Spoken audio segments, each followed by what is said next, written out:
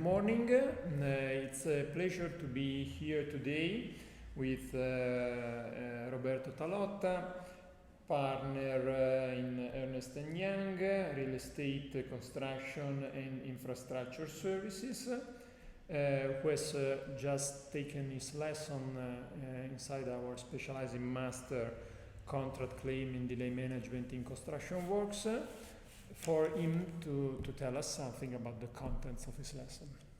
Thank you. Two things. First of all, thank you for You're welcome. having invited me in to give you and your students my point of view, my view of the stakeholder management, which is the activity that I was requested to answer. The activity is basically an aim to project managers to first of all identify and then manage stakeholders in the construction business, which as we know is quite complex, beautiful as we want, but subject to a number of situations which not always are easy to overcome. Satisfying all the stakeholders is normally impossible. Manage them is a must for a project manager, for any project manager, with the ultimate goal to complete any project in time and in budget. Okay, thank you. Have you get the chance to illustrate some examples during your presentation?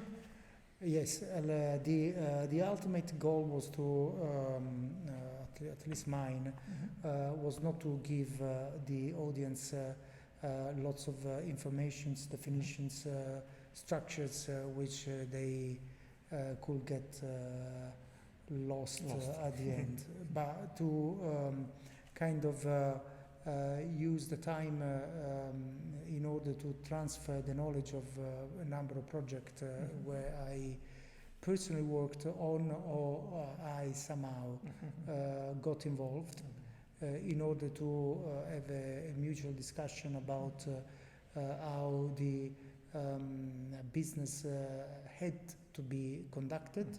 So we discussed about reasons of failures or also success stories or projects that went extremely well if the whole project was managed in a proper way. Both Italian and abroad. Mainly abroad. International projects in various parts of the world, but also some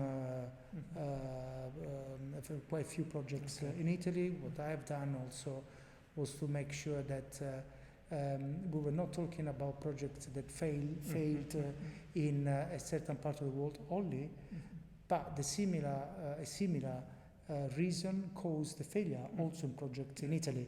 So we're not just pointing fingers and say we are better than them, or we could, or we have found an easy way or the perfect way to manage projects. Actually, we are the one that create more failures than the others. Okay, thank you. And the role of contracts, why are they so important, and why also engineers and architects should delve deeper into this topic that mostly basically think it's just for lawyers? No, it's not just for lawyers. No, so, actually, when you get to the lawyers, it's already too late. I wouldn't say contracts. A contract is actually a document that states the roles of the two parties. Normally, some of the best contracts are the one with the very least number of clauses. Shake of your hand. Shake of your hand some other times.